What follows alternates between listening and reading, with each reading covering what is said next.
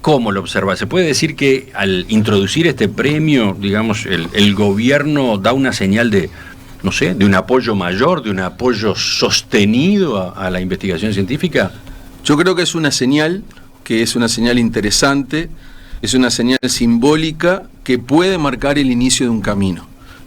Naturalmente, si la señal esta es la única, bueno, quedará como un elemento más, pero si forma parte de un conjunto de escalones a subir en los próximos años, puede indicar el inicio de un proceso fértil, el reinicio, porque Uruguay tuvo distintas oleadas, ya que la palabra ola está tan utilizada en estas épocas, de empuje a la ciencia. Año 87-88, nacimiento del PDCIVA, primer gobierno post-dictadura. Año 99, Fondo Nacional de Investigadores. Año 2007, creación de la ANI, creación del Sistema Nacional de Investigadores, un poco antes Institut Pasteur de Montevideo. O sea, han habido fenómenos, llamémosle, espasmódicos de empuje a la ciencia. Pero luego del empuje ese espasmódico, hay un periodo de quietud. Y la verdad que nosotros acá hace 10 a 11 años que estamos en un periodo de estancamiento, básicamente, en el desarrollo del sistema. Entonces, para completar la pregunta que tú me haces, Emiliano, lo veo como una señal, pero que no sea otra vez un movimiento espasmódico. Esperemos que esta señal sea una señal continua en el tiempo, que definitivamente nos transformemos en una política de Estado. Por ejemplo, ¿qué estaría faltando? ¿Qué mensaje más nítido debería venir? Bueno, mucha cosa. Por un lado hay un tema acuciante, que es el tema presupuestal. Y sobre esto yo me quiero detener un minuto.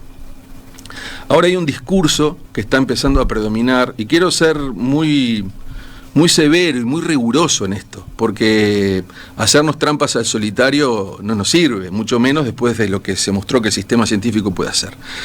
Está empezando a predominar un discurso donde se nos dice, sí, ustedes, los científicos, la ciencia tiene cerca de un 0,4% del PBI, lo cual es marginal, luego puedo dar los datos de Dinamarca, Finlandia, etcétera, pero el 95% de eso viene del sector público, lo cual es verdad, y en los sistemas plenamente desarrollados de ciencia y tecnología, más de la mitad de la financiación viene del sector privado, lo cual también es verdad.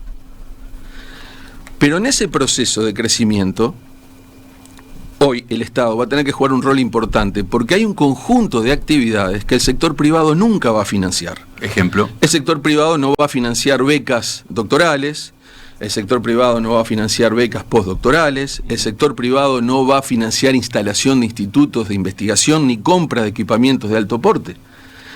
Si yo quiero comprar un nuevo microscopio electrónico, eso solamente se podrá hacer a través de un llamado equipamiento. Entonces hay programas llamados equipamientos que hoy están muy reducidos en tamaño, que hay que hacer crecer. Entonces, todo lo que es formación de personal científico, todo lo que son infraestructuras, el apoyo a la ciencia básica, esos asuntos que en principio solo le interesan a los que hacen la ciencia, solamente lo puede cubrir el sector público. Y cuando esa plataforma está bien instalada, y ahí los países proyectan un crecimiento del presupuesto en ciencia y tecnología, donde el Estado va creciendo y a su vez va creciendo el sector privado, y en algún momento se cruzan esas curvas, cuando uno aterriza en la zona del 3%, no del 0,4%, ese increscendo que se proyecta a 10, 20 y 30 años es un increscendo que tiene que ver con una hoja de ruta y una estrategia de financiación donde el sector público nunca está ausente. Entonces, está bien, el sector privado sin duda tiene que empezar a participar más, obviamente que hay que articular acciones para que el sector privado asuma y adquiera y vea la ventaja, pero el sector estatal en cuanto a los apoyos públicos nunca va a quedar afuera, y cuando lleguemos al 3%, si de ese 3% el 1% es público y el 2% privado, genial, pero eso es un proceso histórico que todos los países han cursado, primero con un gran empuje desde el sector público para generar las plataformas, y luego lentamente el sector público se va incorporando. ¿Y usted no tiene información de que se vaya a ir exactamente por ese camino? Se lo pregunto teniendo en cuenta que, bueno, a partir de su gestión en el GACH, el Grupo Asesor Científico Honorario, tuvo durante meses un contacto muy frecuente con el presidente de la República y con las máximas autoridades. Usted, por otro lado, preside la Academia Nacional de Ciencias, que está, obviamente, en comunicación, para empezar, con el Ministerio de Educación y Cultura.